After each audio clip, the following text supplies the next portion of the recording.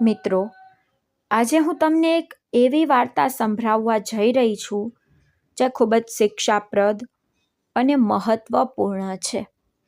આ વાર્તા છે એક એવા તપસ્વીની જેણે જીવનમાં ક્યારેય સ્ત્રી જોઈ નહોતી.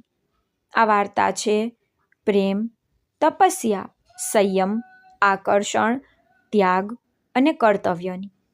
આ વાર્તા છે મુનિની, જે જંગલોમાં ઉછરીને મોટા થયા, જેમણે ક્યારેય સંસાર જોયો નહોતો, પરંતુ જેમની પવિત્રતાએ એક આખા રાજ્યનું નસીબ બદલી નાખ્યું. હું આપને વિનંતી કરું છું કે આ વાર્તાને પૂરા ધ્યાન અને શ્રદ્ધા સાથે સાંભળો.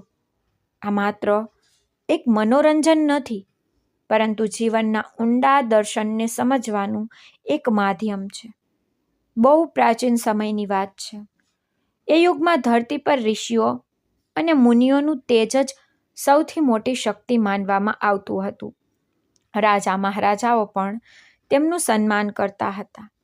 દેવતાઓ પણ તેમના આશીર્વાદ માટે તરસતા હતા. એ સમયે ધરતી અને સ્વર્ગ વચ્ચેનો તફાવત બહુ પાતળો હતો. મંત્રોની શક્તિ પોતાના ચરમસીમા પર હતી અને તપસ્યાથી કોઈ પણ અશક્ય કાર્ય શક્ય બની જતું હતું. ધરતી પર ઘનઘોર જંગલો હતા, જ્યાં આજની જેમ ઘોંઘાટ અને પ્રદૂષણ નહોતું. ત્યાં માત્ર પ્રકૃતિનું રાજ હતું. ઊંચા ઊંચા વૃક્ષો, મધુર પક્ષીઓનો કલરવ, ઠંડો ઠંડો પવન અને સ્વચ્છ પાણીના ઝરણા. એ જ જંગલોની વચ્ચે એક સ્થાન હતું, મંદાકિની વન. આ વન એટલું ઘાટું હતું કે સૂર્યના કિરણો પણ મુશ્કેલીથી ધરતીને અડકી શકતા હતા.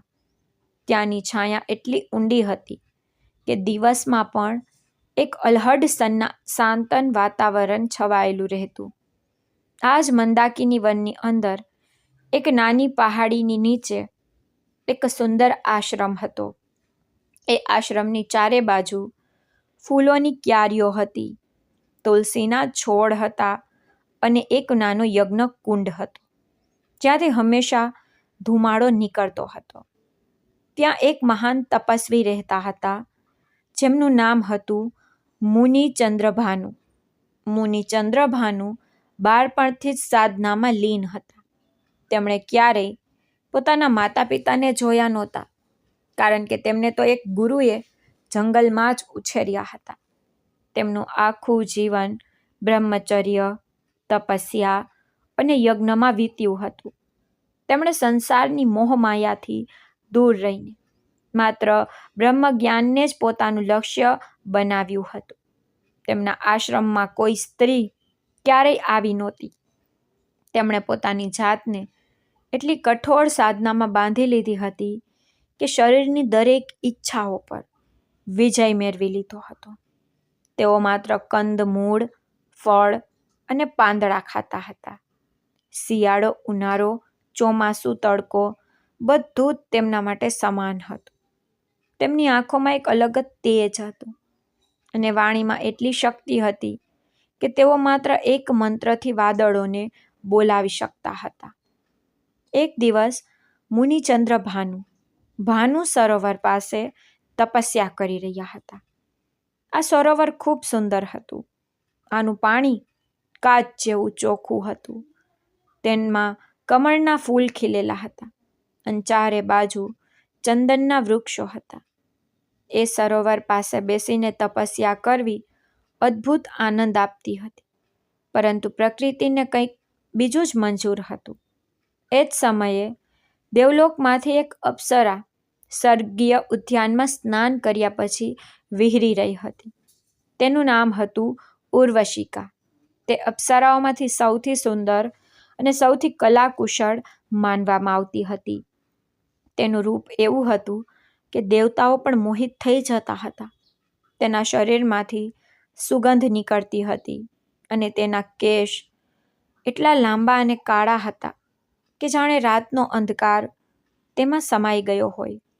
ઉર્વશિકા મંદાકિની વનની સુંદરતા જોઈને મોહિત થઈ ગઈ. તેને વિચાર્યું કે આટલા સુંદર સરોવરમાં સ્નાન કરીશ તો મારું તો સૌંદર્ય વધુ નિખરી જશે. તે ધીમે ધીમે ભાનુ સરોવર તરફ વધી. તેના પગ એટલા હળવા હતા કે પાંદડા પર સરસર ન થયા. જ્યારે તે સરોવર કિનારે પહોંચી ત્યારે તેને જોયું કે ત્યાં એક તપસ્વી ધ્યાનમાં બેઠા છે. ઉર્વશિકાને લાગ્યું કે તપસ્વી ધ્યાનમાં લીન છે, તેથી તેનાથી કોઈ ભય નથી. તે ચૂપચાપ સરોવરમાં ઉતરી ગઈ અને સ્નાન કરવા લાગી. તેની સ્નાનની ક્રિયા એટલી મનોહર હતી કે પાણી પર થંભી ગયું. કમળના ફૂલ તેને જોઈને શરમાઈ ગયા અને પછી એ જ થયું જેની કોઈએ કલ્પના નહોતી કરી. મુનિ ચંદ્રભાનુ, જેમણે કઠોર તપસ્યાથી બધી ઇન્દ્રિયોને વશમાં કરી લીધી હતી, તે અદ્ભુત સૌંદર્યને જોઈને એક ક્ષણ માટે ડગમગી ગયા. તેમના હૃદયમાં એક એવી લહેર ઉઠી જે વર્ષોની તપસ્યાને ઝંઝોળી શકતી હતી. આ એક ક્ષણ હતી જ્યારે તેમનું તેજ, જે તેમણે વર્ષોની સાધનાથી અર્જિત કર્યું હતું, તે પાણીમાં પડી ગયું. તેમના મનમાં ઉઠેલી એ લહેરનું પરિણામ બહુ મોટું આવવાનું હતું. તરત જ તેમણે પોતાની આંખો બંધ કરી લીધી અને સેંકડો મંત્રોનો જાપ કર્યો. પરંતુ હવે બહુ મોડું થઈ ચૂક્યું હતું. જે થવાનું હતું તે થઈ ચૂક્યું હતું. એ જ સમયે એક તરસ્યા હરણ સરોવરના કિનારે પાણી પીવા આવી. તે ખૂબ જ સુંદર હતી. તેની આંખો કાજળ જેવી કાળી હતી અને તેના શરીર પર સોનેરી ટપકા હતા. તે કંઈ પણ જાણ્યા વગર, કંઈ પણ સમજ્યા વગર એ પાણી પી ગઈ, જેમાં મુનિ ચંદ્રભાનુનું તેજ ભળી ચૂક્યું હતું. એ પાણી પીતા જ હરણના શરીરમાં એક અદ્ભુત પરિવર્તન થવા લાગ્યું. થોડા સમય પછી તે હરણી ગર્ભવતી થઈ ગઈ. આ ઘટના એટલી રહસ્યમય હતી કે જંગલના તમામ જીવજંતુઓ આ બદલાવને અનુભવી રહ્યા હતા. એવું લાગી રહ્યું હતું જાણે પ્રકૃતિ કોઈ મોટા રહસ્યને જન્મ આપવાની હતી. કેટલાક મહિનાઓ વીતી ગયા. મુનિ ચંદ્રભાનુ પોતાની તપસ્યામાં લીન હતા, પરંતુ તેઓ જાણતા હતા કે કંઈક અસામાન્ય થવાનું છે. અને પછી એક દિવસ એ જ આશ્રમ પાસે એક ગાઢી ઝાડીની નીચે એ હરણે એક બાળકને જન્મ આપ્યો. જેવો એ બાળકે જન્મ લીધો કે ત્યાંની હવામાં એક સુગંધ ભરાઈ ગઈ. ચારે બાજુના વૃક્ષોએ પોતાના ફળ પાડી દીધા, જાણે તેઓ એ બાળકનું સ્વાગત કરી રહ્યા હોય. જંગલના પશુ પક્ષીઓ શાંત થઈ ગયા, જાણે એક ક્ષણના સાક્ષી બની રહ્યા હોય. તે બાળક સામાન્ય નહોતું. તેના શરીરમાં માનવનું રૂપ હતું, પરંતુ તેના માથા પર નાના નાના શિંગડા જેવા ઉભાર હતા. એ શિંગડા બિલકુલ નટખટ હતા, જેવા કોઈ નાના હરણના હોય. આ તેને વિશિષ્ટ બનાવતા હતા. આ બાળક સાધારણ નહોતું, એક ઋષિનો પુત્ર હતો. મુનિ ચંદ્રભાનુ ધ્યાનમાં લીન હતા, પરંતુ તેમની તપસ્યાની શક્તિથી તેમને બધી ખબર પડી ગઈ. તેમણે જોયું પોતાનું જ તેજ, પોતાનું જ સંતાન. તેમની આંખો ખુલી અને તેઓ ધીમે ધીમે સ્થાન પર ગયા જ્યાં બાળક રડી રહ્યું હતું. તેમણે હરણને જોઈ અને તેની પાસે દિવ્ય બાળકને. હરણ જેવું જ મુનિને જોયું તે ભાગી ગઈ. કદાચ તે જાણતી હતી કે આ બાળક હવે તેનું નથી, પરંતુ આ તપસ્વીનું છે. મુનિ ચંદ્રભાનુએ બાળકને ઉઠાવ્યું. પહેલી વાર તેમની આંખોમાં એક અલગ જ ચમક હતી, પિતાની ચમક. તેમણે બાળકને પોતાના આશ્રમમાં લાવીને તેનું પાલન પોષણ કરવાનું શરૂ કરી દીધું અને તેનું નામ રાખ્યું મુનિ સારંગ. સારંગનું બાળપણ બિલકુલ સાધારણ નહોતું. તે જંગલમાં ઉછેર્યો, જ્યાં ન તો કોઈ બીજો મનુષ્ય હતો, ન કોઈ સામાજિક વ્યવસ્થા, ન કોઈ સ્કૂલ, ન કોઈ રમતનું મેદાન. તેનો સંસાર માત્ર તેના પિતા હતા, જંગલ હતું, પશુ પક્ષીઓ હતા અને તપસ્યા હતી. મુનિ ચંદ્રભાનુએ બાળકને ખૂબ જ કઠોર શિસ્તમાં ઉછેર્યો. સવારે બ્રહ્મ મુહૂર્તમાં ઉઠવું, પછી ગંગા સ્નાન સમાન એ સરોવરમાં સ્નાન કરવું, પછી અગ્નિહોત્ર, પછી વેદોનો પાઠ, પછી ધ્યાન, પછી કંદમૂળ અને ફરાહાર, અને પછી રાત્રે ફરીથી ધ્યાન. આ તેની દિનચર્યા હતી. સારંગે ક્યારેય કોઈ સ્ત્રી જોઈ નહોતી. તેના પિતાએ ક્યારેય તેને સ્ત્રીના અસ્તિત્વ વિશે કંઈ જણાવ્યું નહોતું. સારંગ માટે મનુષ્યનો અર્થ માત્ર તેના પિતા જેવો જ હતો, જઠાધારી, કઠોર, સંયમી અને માત્ર ઈશ્વરની સાધનામાં લીન. તે એ નહોતો જાણતો કે સંસારમાં સ્ત્રી નામની કોઈ અન્ય સત્તા પણ છે. સારંગ અત્યંત સરળ, પવિત્ર અને નિષ્કપટ હતો. તેના મનમાં કોઈ છળ નહોતું, કોઈ કામના નહોતી, કોઈ લાલસા નહોતી. તે પશુઓ સાથે રમતો, વૃક્ષો સાથે વાતો કરતો અને પોતાના પિતા સાથે યજ્ઞ હવનમાં ભાગ લેતો. તેનું મન એટલું નિર્મળ હતું કે જંગલના હિંસક પશુઓ પણ તેની પાસે આવીને શાંત થઈ જતા હતા. સિંહ પણ તેની સામે બેસી જતો હતો, જાણે તે કોઈ સાધારણ બાળક નહીં, પણ દિવ્ય શક્તિનું પ્રતીક હોય. એકવાર એક સર્પ તેના આશ્રમમાં આવી ગયો. સારંગ ડર્યો નહીં, પરંતુ તેને સર્પને પૂછ્યું, તું કેમ ફૂફાડા મારી રહ્યો છે? શું ભૂખ્યો છે? અને તેને સર્પને ફળ આપ્યા. સર્પે ફળ ખાધા અને ત્યાંથી ચાલ્યો ગયો. આ બધું જોઈને મુનિ ચંદ્રભાનુને પોતાના પુત્ર પર વધુ ગર્વ થયો. સમયની સાથે સારંગ મોટા થતા ગયા.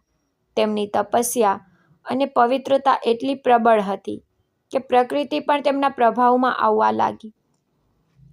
જ્યાં તેઓ બેસીને ધ્યાન કરતા હતા, ત્યાંની ભૂમિ ફળદ્રુપ થઈ જતી હતી. વૃક્ષોમાં ફળ વધુ લાગવા માંડતા અને વાતાવરણમાં એક અદ્ભુત શાંતિ છવાઈ જતી હતી. સૂકા જંગલમાં પણ જ્યાં સારંગે પગ મૂક્યો, ત્યાં હરિયાળી આવી ગઈ. મુનિ ચંદ્રભાનુ આ બધું જોઈને પ્રસન્ન હતા. તેમને વિશ્વાસ હતો કે તેમનો પુત્ર એક મહાન ઋષિ બનશે, જે સંસારને નવી દિશામાં લઈ જશે. પરંતુ તેમને એક વાતનો ડર પણ હતો, સંસારનું આકર્ષણ.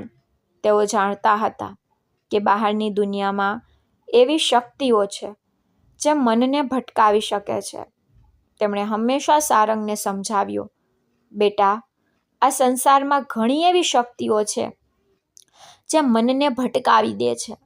તેનાથી દૂર રહેવું એ જ સાચું જ્ઞાન છે. બહારની દુનિયાથી દૂર રહેવું એ જ સૌથી મોટી તપસ્યા છે. સારંગે પોતાના પિતાની દરેક વાતને સત્ય માની. તેને ક્યારેય કોઈ પ્રશ્ન ન કર્યો, ક્યારેય જિજ્ઞાસા ન દર્શાવી. તેનું જીવન પૂર્ણપણે શાંત અને સંતુલિત હતું. તે પોતાના પિતાના બતાવેલા માર્ગ પર ચાલતા, દિવસ રાત તપસ્યામાં લીન રહેતા. પરંતુ પ્રકૃતિની રમત અનોખી હોય છે. જ્યારે બધું યોજના મુજબ ચાલી રહ્યું હોય છે, ત્યારે પ્રકૃતિ નવી રમતો રચે છે. એ જ સમયે એક દૂરના રાજ્યમાં એક ભયંકર સંકટ ઊભું થયું. એ રાજ્યનું નામ હતું ચંદ્રપુર. આ રાજ્ય ખૂબ સમૃદ્ધ હતું. અહીંની નદીઓમાં હંમેશા પાણી રહેતું હતું. અહીંના ખેતરોમાં સોનું ઉગતું હતું અને અહીંની પ્રજા સુખી હતી. પરંતુ છેલ્લા કેટલાક વર્ષોથી એવું લાગી રહ્યું હતું જાણે દેવતાઓ જ આ રાજ્યથી નારાજ થઈ ગયા હોય. 7 વર્ષથી વરસાદ પડ્યો નહોતો. નદીઓ સુકાઈ ગઈ હતી. ખેતરો બંજર થઈ ગયા હતા. વૃક્ષોએ ફળ આપવાનું બંધ કરી દીધું હતું. પશુઓ તરસથી તડપી રહ્યા હતા અને પ્રજા ભૂખથી કણસી રહી હતી.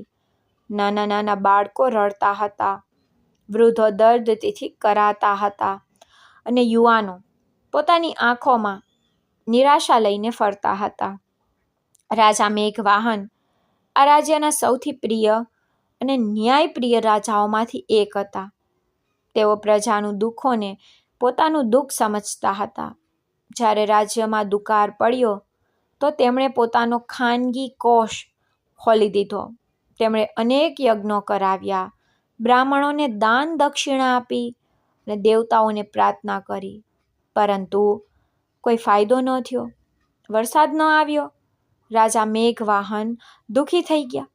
તેઓ દરરોજ પોતાના મહેલની સૌથી ઊંચી છત પર જતા અને આકાશ તરફ જોતા કે કદાચ કોઈ વાદળ આવે, પરંતુ દરેક દિવસ એક સરખો જ હોતો: સાફ આકાશ, ધગધગતો તડકો અને નિરાશા. અંતે એક દિવસ રાજાએ પોતાના રાજ્યના સૌથી વિદ્વાન બ્રાહ્મણોને દરબારમાં બોલાવ્યા. 15થી વધુ બ્રાહ્મણો હતા જે વેદો, ઉપનિષદો અને પુરાણોના વિદ્વાન હતા. રાજાએ તેમને પૂછ્યું, હે વિદ્વાનો, આ ભયંકર સંકટનું સમાધાન શું છે? કેવી રીતે વરસાવું હું મારી પ્રજા પર પાણીના ટીપાં? બ્રાહ્મણોએ ગહન વિચાર કર્યો. તેમણે ગ્રંથો ખોલ્યા, મંત્રોનું ઉચ્ચારણ કર્યું અને એક સાથે મંત્રણા કરી. ઘણીવાર પછી સૌથી વૃદ્ધ બ્રાહ્મણે કહ્યું, રાજન, આ દુકાળ માત્ર એક જ વ્યક્તિના આવવાથી સમાપ્ત થઈ શકે છે. તે છે મુનિ સારંગ. રાજા ચોંકી ગયા. તે કોણ છે? તેમણે પૂછ્યું. બ્રાહ્મણે જણાવ્યું, તે એક મહાન તપસ્વી છે રાજન. તેમની પવિત્રતા એટલી પ્રબળ છે કે તેઓ જ્યાં પણ જાય છે ત્યાં વર્ષા ચોક્કસ થાય છે. તેઓ સ્વયં પોતાના તપના બળ પર મેઘોને બોલાવી શકે છે. જો તેઓ ચંદ્રપુરમાં કદમ મૂકી દે તો પાણી વરસશે. રાજાને આશાનું કિરણ મળ્યું. તો લાવો તેમને અહીં. તેમણે આદેશ આપ્યો. પરંતુ બ્રાહ્મણોએ કહ્યું, રાજન, આ એટલું સરળ નથી. મુનિ સારંગ ક્યારેય પોતાના આશ્રમમાંથી બહાર નીકળ્યા નથી, અને સૌથી મોટી વાત કે તેમણે ક્યારેય સ્ત્રીને જોઈ શુદ્ધા નથી. રાજાના કપાળ પર કરટલીઓ પડી ગઈ. દરબારમાં સન્નાટો છવાઈ ગયો. કોઈ સ્ત્રી ન જોનાર તપસ્વીને અહીં કેવી રીતે લાવવામાં આવે? રાજા મેઘવાહને ઊંડાણપૂર્વક વિચાર્યું, જો મુનિ પોતે નહીં આવે તો તેમને કોઈક રીતે તો લાવવા જ પડશે. અને તેમને લાવવાનો એકમાત્ર ઉપાય હતો તેમને એવી વસ્તુથી આકર્ષિત કરવા જે તેમણે ક્યારેય જોઈ જ ન હોય.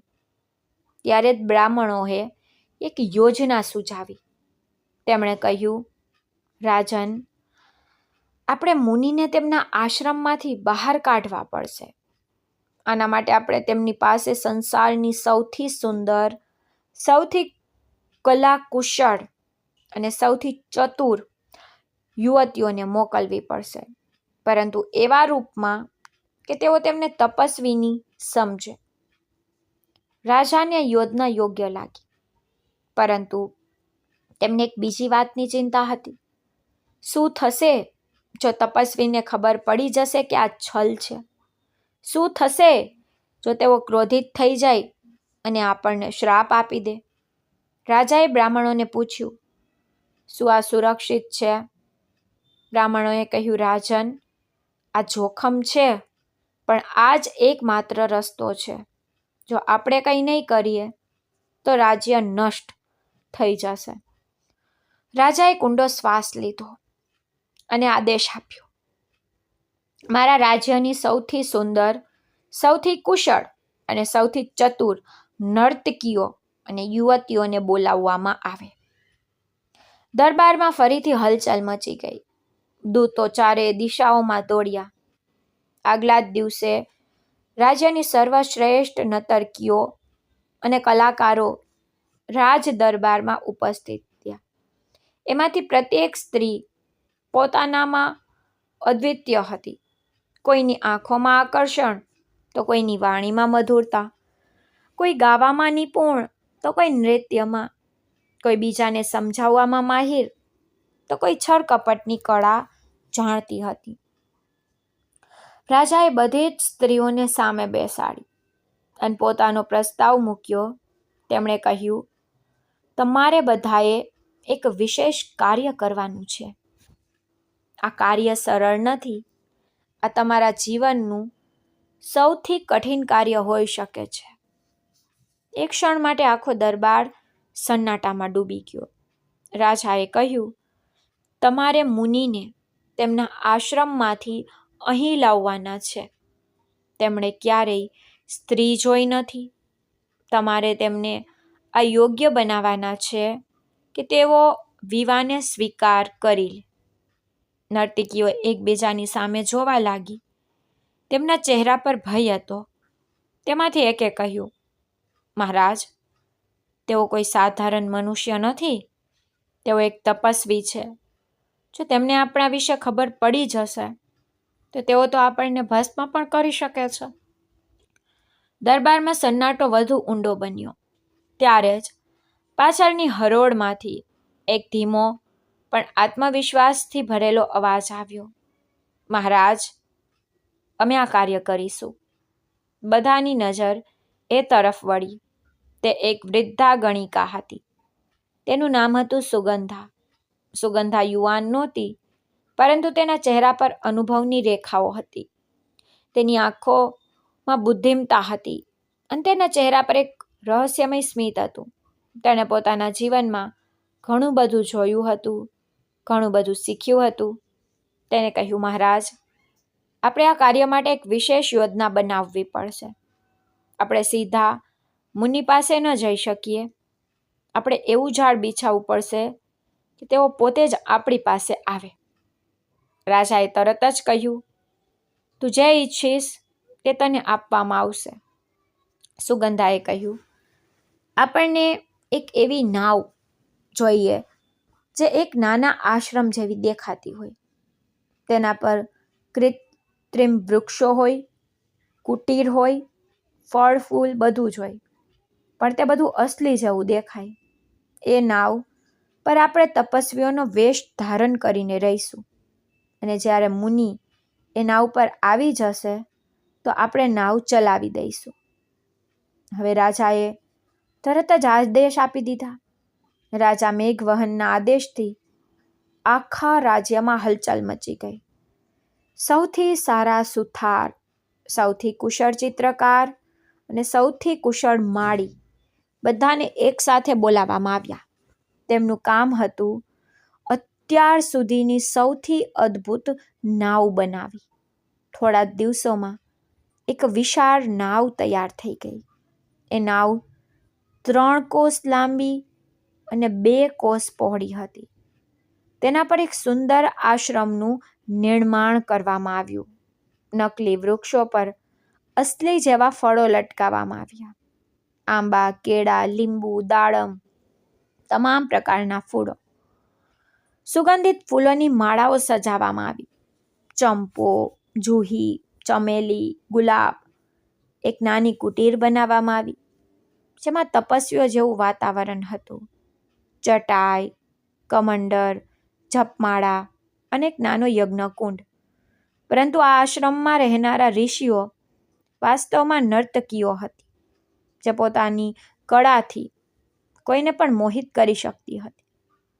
સુગંધાએ 9 સર્વશ્રેષ્ઠ યુવતીઓને પસંદ કરી. દરેક રૂપ, ગુણ અને કળામાં અદ્વિતીય હતી.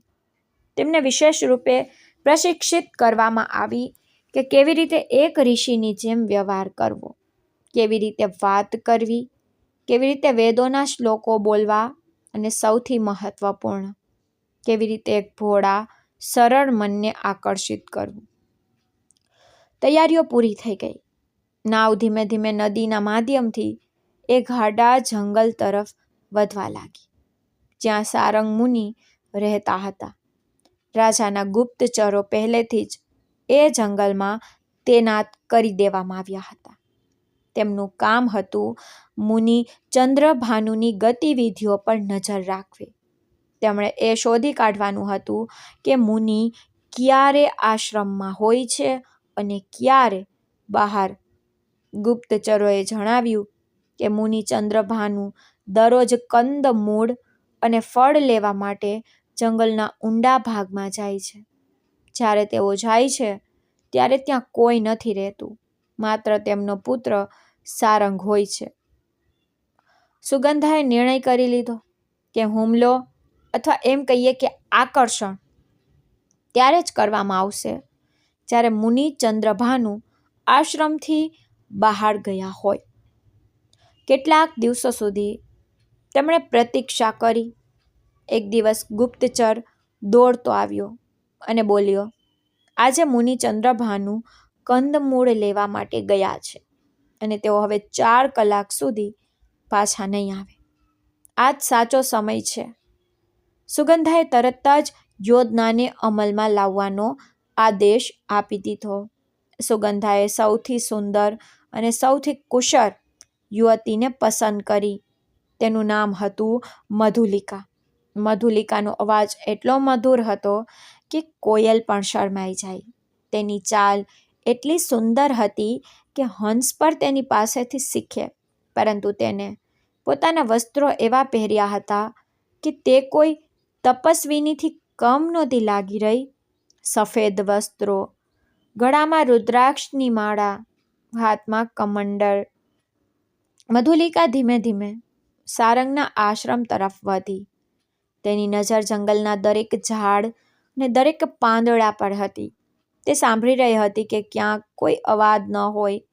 પક્ષીઓ કલરવ કરી રહ્યા હતા, ચરરાનો અવાજ હતો, અને બસ પછી તેણે જોયું કે એક યુવાન મુનિ આશ્રમની બહાર એક મોટા ખડક પર બેસીને ધ્યાનમાં લીન હતા.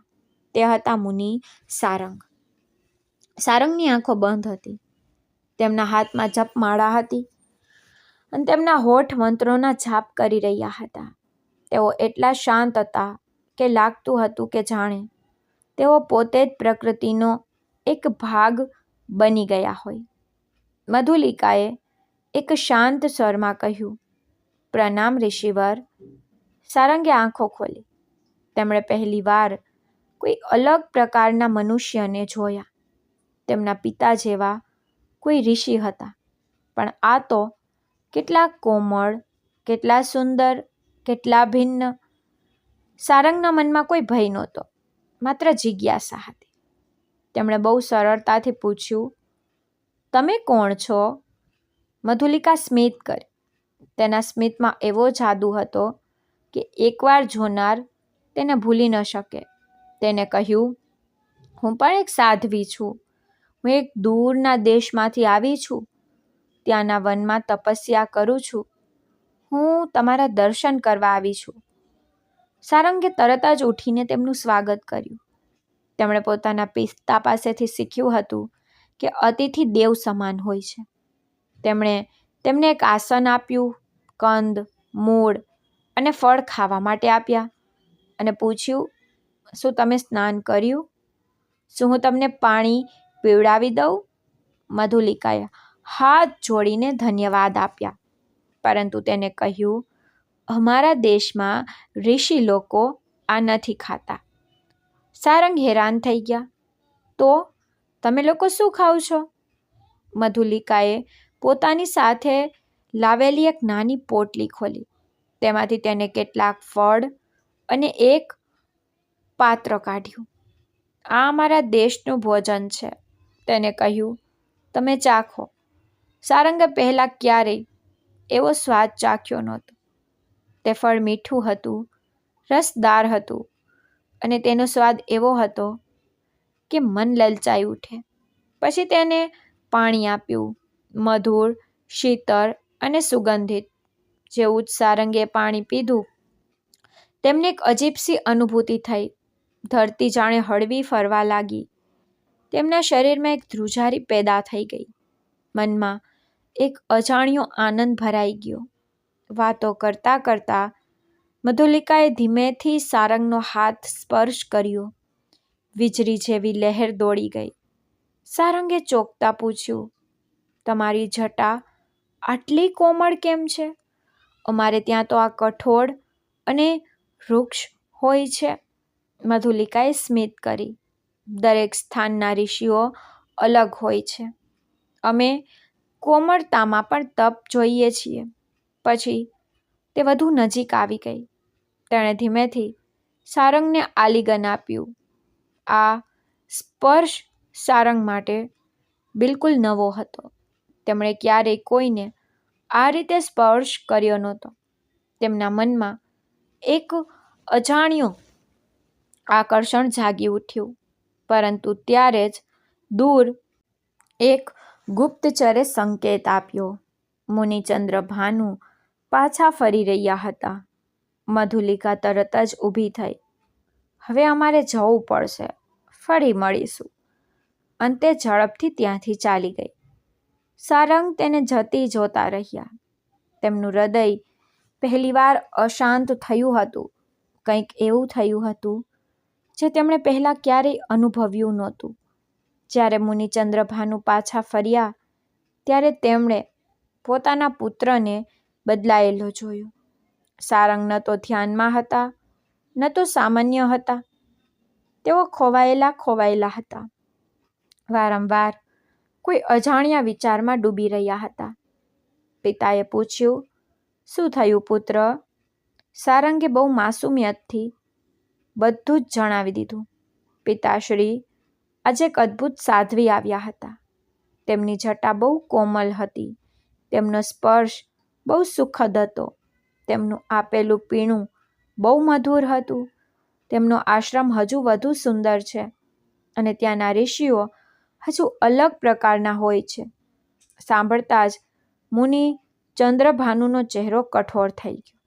તેઓ સમજી ગયા હતા કે આ કોઈ સાધારણ ઘટના નહોતી. તેમણે કહ્યું, તે કોઈ સાધ્વી નહોતી પુત્ર, તે માયા હતી, એક ઝાડ હતી. તને બહેકાવા માટે મોકલવામાં આવી હતી. તેમણે તરત જ આખા આશ્રમને મંત્રોથી શુદ્ધ કર્યા. અભિષેક કર્યો, હવન કર્યો અને ઘી તથા ચંદનથી બધું પવિત્ર કરી દીધું. પછી તેમણે સારંગને ચેતવણી આપી, હવેથી જો કોઈ બહારથી વ્યક્તિ અહીં આવે તો તેની સાથે વાત પણ ન કરતો. તેને બિલકુલ અંદર ન આવવા દેતો. બહારના લોકો માત્ર મુશ્કેલી લાવે છે. સારંગે માથું તો નમાવ્યું, પણ હવે બહુ મોડું થઈ ગયું હતું. મુનિ સારંગના મનમાં એક બીજ રોપાઈ ચૂક્યું હતું. આકર્ષણનું બીજ, જે મનમાં ક્યારેય કોઈ તરંગ નહોતી ઉઠતી, ત્યાં હવે એક અજીબ બેચેનીએ ઘર કરી લીધું હતું. પહેલી મુલાકાત પછી સારંગનું જીવન એવું ન રહ્યું જેવું પહેલાં હતું. પહેલાં તેઓ સવારે ઉઠતા જ ધ્યાનમાં બેસી જતા હતા અને કલાકો સુધી એકાગ્રતાથી બેઠા રહેતા. હવે જ્યારે તેઓ ધ્યાનમાં બેસતા હતા તો તેમની આંખો બંધ થતાં જ સામે મધુલિકાનું સ્મિત આવી જતું હતું. તેમને તે કોમળ સ્પર્શ યાદ આવતો હતો અને તેમનું મન વિચલિત થઈ જતું હતું. તેઓ વારંવાર વિચારતા કે તે કોણ હતી, તે ક્યાંથી આવી હતી, તે ફરી ક્યારે આવશે, શું સાચે જ તે તેમના જેવી જ સાધ્વી હતી કે પછી કંઈક બીજું? આ સવાલો તેમના મનમાં સતત કોંધતા રહેતા હતા. જે જિજ્ઞાસાએ તેમના મનને ક્યારેય સ્પર્શ કર્યો નહોતો, તે હવે સતત વધી રહી હતી. મુનિચંદ્ર ભાનુએ પોતાના પુત્રને વારંવાર સમજાવવાનો પ્રયત્ન કર્યો. બેટા, આ બધું માયા છે. તપસ્વીનો માર્ગ કઠિન હોય છે, જે મનને ભટકાવી દે છે. તેનાથી દૂર રહેવું એ જ સાધના છે. પરંતુ સારંગ હવે પિતાની સલાહને પૂર્ણ મનથી માની નહોતા શકતા. તેઓ માત્ર સાંભળી લેતા, માથું નમાવી લેતા, પરંતુ તેમના ભીતર ઉઠી રહેલી જિજ્ઞાસા અને આકર્ષણ હવે દબાતું નહોતું. ગુપ્તચરોએ ફરી સમાચાર આપ્યા કે મુનિચંદ્ર ભાનુ આશ્રમથી બહાર છે. સુગંધાએ વધુ સાવચેત યોજના બનાવી. તેને કહ્યું, આ વખતે આપણે એક નહીં પણ 2 યુવતીઓને મોકલવી પડશે અને વધુ કોમળતા, વધુ વાણી, વધુ મીઠાશ જોઈએ. આ વખતે પસંદ કરવામાં આવી લલિતા અને કામિનીને. લલિતાનો અવાજ એટલો મીઠો કે કાન સાંભળવા માટે તરસતા અને કામિનીની ચાલ એટલી સુંદર હતી કે બસ જોતા જ રહી જવાય. બંનેએ સાધ્વી વેશ પહેર્યો હતો, પરંતુ તેમના મુખ પર એક અલૌકિક ચમક હતી. આ વખતે જ્યારે સારંગે તેમને જોયા તો તેઓ તરત જ પ્રસન્ન થઈ ઉઠ્યા. તેમના મુખ પર સ્મિત આવી ગયું. તમે બંને? હું તો વિચારી જ રહ્યો હતો કે...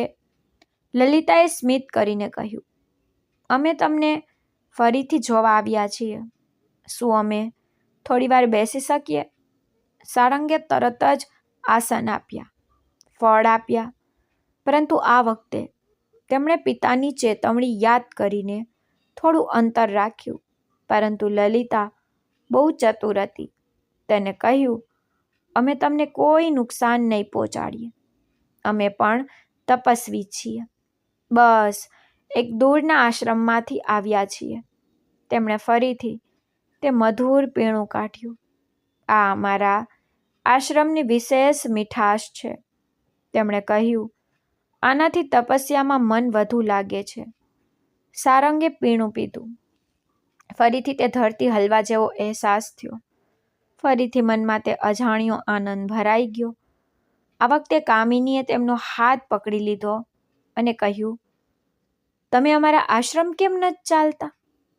સારંગ ચોંક્યા. તમારો આશ્રમ ક્યાં છે? લલિતાએ કહ્યું, બસ થોડે જ દૂર, નદીના કિનારે. ત્યાંનો આશ્રમ આનાથી પણ સુંદર છે. ત્યાં વધુ ઋષિઓનો સંગ છે, વધુ જ્ઞાનનો ભંડાર છે. તમારે ત્યાં જરૂર જવું જોઈએ. સારંગે વિચાર્યું, પરંતુ મારા પિતા... કામિનીએ તરત જ કહ્યું, આપણે બસ થોડી વાર માટે જશું અને પછી તમને પાછા મૂકી જઈશું. તમારા પિતાને ખબર પણ નહીં પડે. સારંગનું મન દ્વિધામાં હતું. એક તરફ પિતાની આજ્ઞા અને બીજી તરફ અજાણી દુનિયાનું આકર્ષણ. અંતે તે અજાણ્યા આકર્ષણે જીત મેળવી લીધી. તેમણે કહ્યું, સારું ચાલો, પણ બસ થોડી વાર માટે. સારંગે પહેલી વાર પોતાના આશ્રમની સીમાને પાર કરી. આ એ જ ક્ષણ હતી જેણે તેમના આખા જીવનની ધારાને બદલી નાખી. તેઓ જંગલમાંથી પસાર થતા, ઝરણાને પાર કરતા, પક્ષીઓના અવાજ સાંભળતા એક નવી દુનિયા તરફ વધી રહ્યા હતા. જંગલનું દરેક દ્રશ્ય હવે અલગ લાગી રહ્યું હતું. જાણે પહેલી વાર જોઈ રહ્યા હોય, જાણે પહેલી વાર અનુભવી રહ્યા હોય. થોડે જ દૂર તે વિશાળ નાવ ઊભી હતી, જે એક સુંદર આશ્રમની જેમ સજાવેલી હતી. તેના પર કૃત્રિમ વૃક્ષો હતા, ફળો ઝૂલી રહ્યા હતા, ફૂલો ખીલેલા હતા અને યજ્ઞકુંડમાંથી ધુમાડો નીકળી રહ્યો હતો. સારંગે જોયું કે ત્યાં તો કેટલીક ઋષિ રૂપી નર્તકીઓ હતી. કોઈ ગાતું હતું, કોઈ નાચતું હતું, કોઈ હસતું હતું, કોઈ મંત્રોનો જાપ કરતું હતું. તેમને એવું લાગ્યું કે કદાચ આ સાચી તપસ્યાનું ફળ છે. કદાચ હું અત્યાર સુધી કંઈ સમજી શક્યો નથી. જેવા તેઓ નામ પર ચડ્યા, સુગંધાએ સંકેત આપ્યો. નાવ ધીમે ધીમે ચાલવા લાગી. સારંગ તો એટલા ખોવાઈ ગયા હતા કે તેમને એ વાતનો આભાસ પણ ન થયો કે તેઓ પોતાના આશ્રમથી દૂર જઈ રહ્યા છે. તેઓ હાસ્ય, સંગીત, સુગંધ અને નવા અનુભવોમાં ડૂબતા ચાલ્યા ગયા.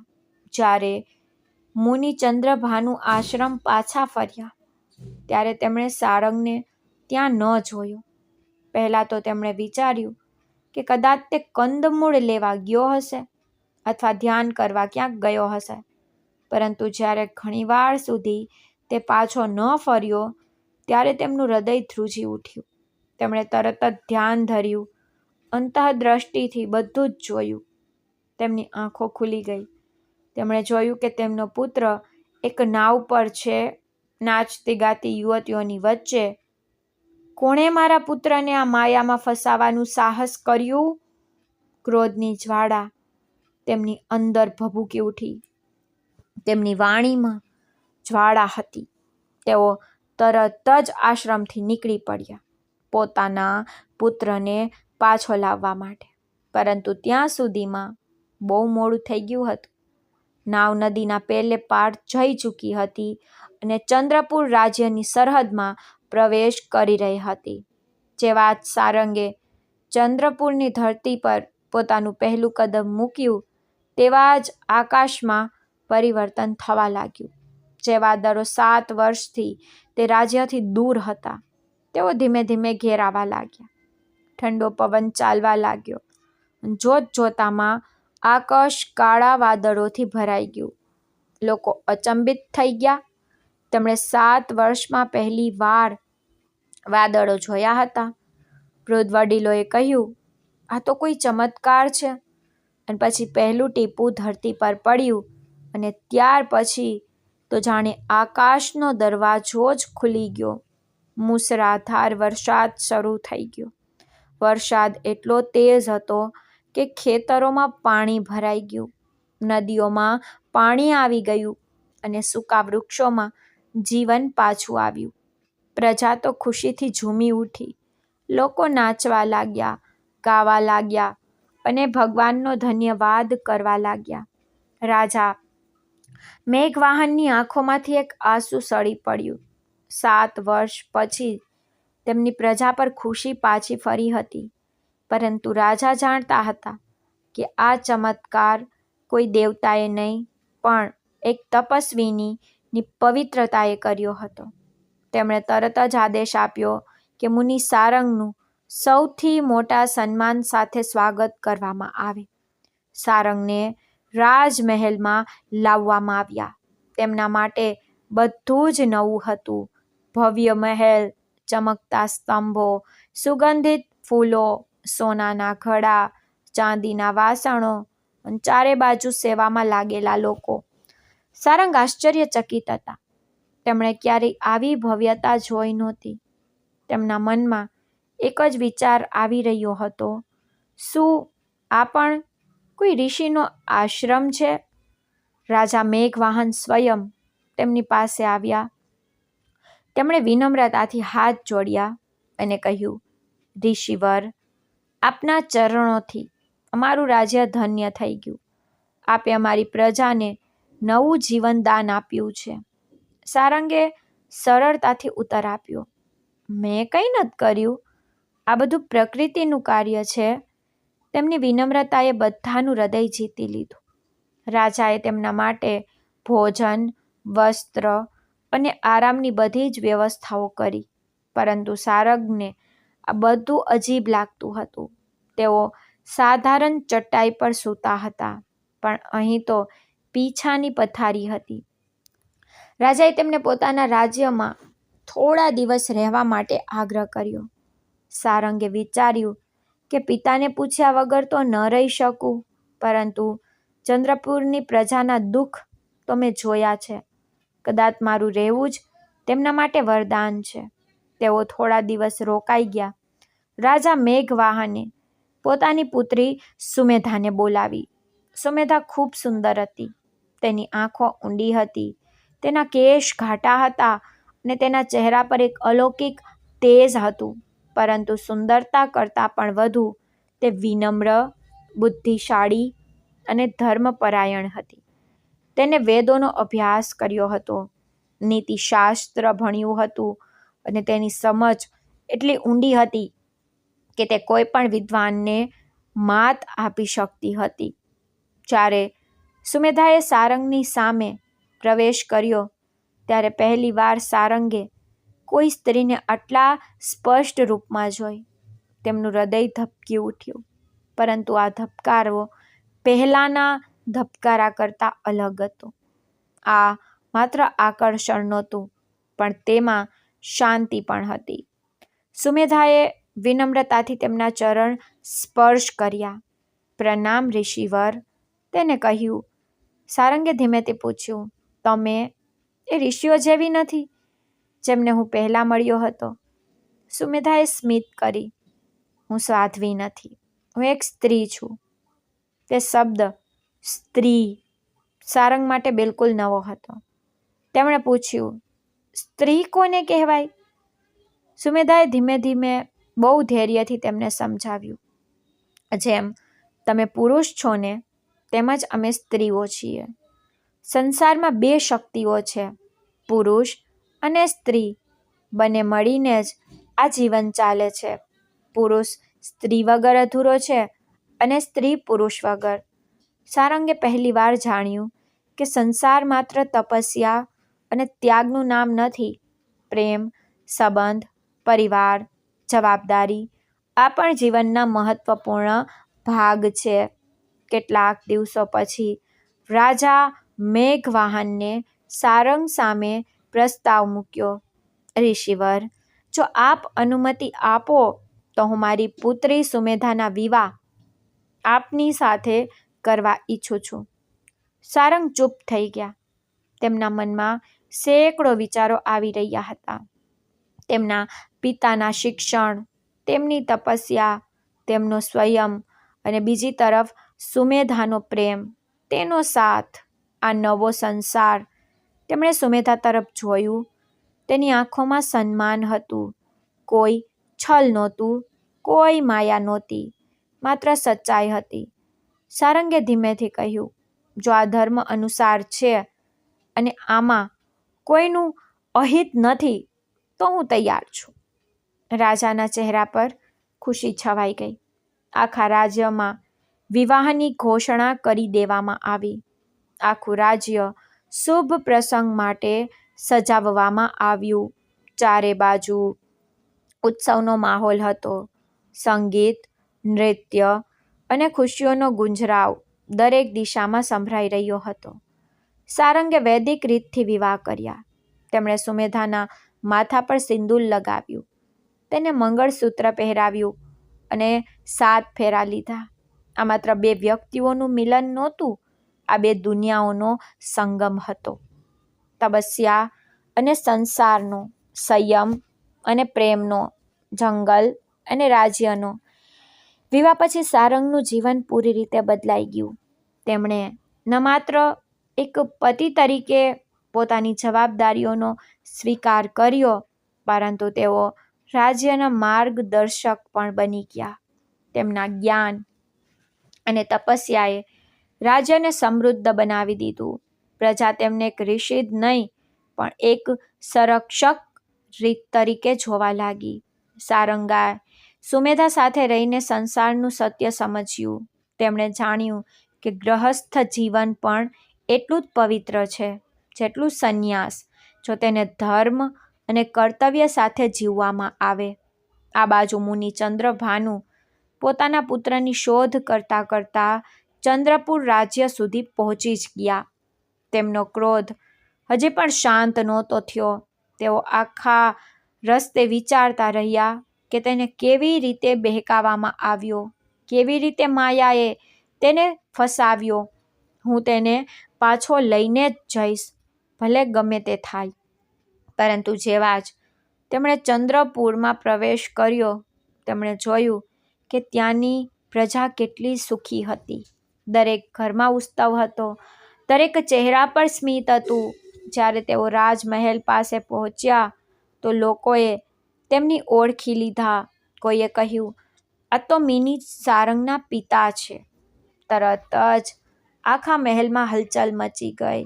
સારંગને જેવી જ ખબર પડી કે તેમના પિતા આવી ગયા છે તો તેઓ દોડતા દોડતા તેમની પાસે પહોંચ્યા. તેઓ તેમના ચરણોમાં પડી ગયા. પિતાશ્રી, મને ક્ષમા કરી દો, મેં આપની આજ્ઞાનું ઉલ્લંઘન કર્યું. મુનિ ચંદ્રભાનુએ શરૂઆતમાં કઠોરતા દર્શાવી, પરંતુ જેવા તેમણે પોતાના પુત્રની પીડા જોઈ, તેમનું હૃદય ઓગળી ગયું. તેમણે સારંગને ઉઠાવ્યો અને ગળે લગાવી લીધો. પછી તેમની નજર સુમેધા પર પડી. સુમેધાએ પણ તેમના ચરણ સ્પર્શ કર્યા અને કહ્યું, પિતાશ્રી, હું આપની પુત્રવધુ છું. મેં ક્યારેય છળ નથી કર્યું. આપનો પુત્ર આજે આ રાજ્યનો માર્ગદર્શક છે અને આખી પ્રજા તેનું આદર કરે છે. સુમેધાની વિનમ્રતા અને સાદગીએ મુનિ ચંદ્રભાનુનું હૃદય જીતી લીધું. તેમણે આશીર્વાદ આપ્યા, તે જે માર્ગ પસંદ કર્યો છે તે પણ ધર્મનું જ એક રૂપ છે. ગ્રહસ્થી પણ એટલી જ પવિત્ર છે જેટલી તપસ્યા. તમે સદા સુખી રહો. તેમનો ક્રોધ પૂરી રીતે શાંત થઈ ચૂક્યો હતો. મુનિ ચંદ્રભાનુના આશીર્વાદ પછી સારંગ અને સુમેધાનું જીવન સ્થિર અને સંતુલિત થઈ ગયું. હવે સારંગ માત્ર એક તપસ્વી ન રહ્યા, તેઓ એક ગ્રહસ્થ, એક માર્ગદર્શક અને એક આદર્શ પુરુષ બની ચૂક્યા હતા. તેમની ઉપસ્થિતિથી ચંદ્રપુર રાજ્ય નિરંતર સમૃદ્ધ થતું ગયું. વર્ષા સમયસર થતી, પાક લહેરાતો, પ્રજા સુખ શાંતિથી જીવન વિતાવતી. રાજા મેઘવાહનને સારંગને પોતાના મુખ્ય પુરોહિત અને ગુરુ બનાવી લીધા. થોડા વર્ષો પછી સારંગ અને સુમેધાને એક પુત્ર થયો, જેને આગળ જતા રાજ્યને વધુ ઊંચાઈઓ પર પહોંચાડ્યું. તો મિત્રો, આ માત્ર એક વાર્તા નથી, આ જીવનનું દર્શન છે. આ વાર્તામાં ઘણા ઊંડા સંદેશો છુપાયેલા છે. સારંગ જેવું પવિત્ર અને સરળ મન પણ એક ક્ષણની સંગતથી બદલાઈ શકે છે. આ આપણને શીખવે છે કે આપણે કેવા લોકો સાથે રહીએ છીએ, કોની સાથે વાત કરીએ છીએ, કોના સંપર્કમાં આવીએ છીએ. આ આપણા જીવનને ઊંડાણપૂર્વક પ્રભાવિત કરે છે. તો ખરાબ સંગતથી બચવું જોઈએ, કારણ કે સૌથી મજબૂત મન પણ એક ક્ષણમાં ડગમગી શકે છે. માત્ર જ્ઞાન જ પૂરતું નથી. સારંગને વેદોનું જ્ઞાન હતું, તેઓ તપસ્યામાં કુશળ હતા, પરંતુ તેમને સંસારનો કોઈ અનુભવ નહોતો. જ્યારે તેમણે સંસારને જાણ્યો, ત્યારે જઈને તેમનું જીવન પૂર્ણ થયું. તેથી આપણે જ્ઞાન અને અનુભવ બંનેનો સમન્વય કરવો જોઈએ. જીવન આપણને અવારનવાર એવી જગ્યાએ લઈ જાય છે જ્યાં આપણે જવાની કલ્પના પણ નથી કરતા. સારંગ એક તપસ્વીમાંથી રાજગુરુ બન્યા. આ નિયતિની જ રમત છે. આપણે એ સમજવું જોઈએ કે જીવન આપણને જ્યાં પણ લઈ જાય ને, તેને પૂર્ણ શ્રદ્ધા અને કર્તવ્યથી જીવવું જોઈએ. તો આ બધું આપણને શીખવે છે કે સાચી મહાનતા ત્યાગ અને કર્તવ્યમાં છે. કર્તવ્યનું પાલન કરતા ત્યાગ કરવો એ જ સાચો ધર્મ છે. આ વાર્તા આપણને એ શીખવે છે કે માત્ર તપસ્યા જ નહીં, ગ્રહસ્થ જીવન પણ એટલું જ પવિત્ર છે, જો તેને ધર્મ અનુસાર જીવવામાં આવે. સારંગે ગ્રહસ્થ બનીને પણ પોતાની પવિત્રતા ગુમાવી નહીં, બલકે તેને વધુ નિખારી. આ પ્રકારે એક અદ્ભુત જન્મથી શરૂ થયેલી આ વાર્તા મુનિ સારંગની તપસ્યા, તેમના જીવનનું પરિવર્તન, પ્રેમ, ત્યાગ, આ માત્ર એક વાર્તા નથી, પરંતુ જીવનનું દર્શન છે, જ્યાં દરેક વળાંક પર એક નવી શીખ છુપાયેલી હોય છે. આ વાર્તા આપણને આપણા જીવનને સમજવાનો એક નવો દ્રષ્ટિકોણ પ્રદાન કરે છે. તો મિત્રો, આ વાર્તા તમને કેવી લાગી, મને કમેન્ટ કરીને જરૂર જણાવજો. જો આવી જ વાર્તાઓ તમને પસંદ હોય તો વિડીયોને લાઈક અને ચેનલને સબસ્ક્રાઈબ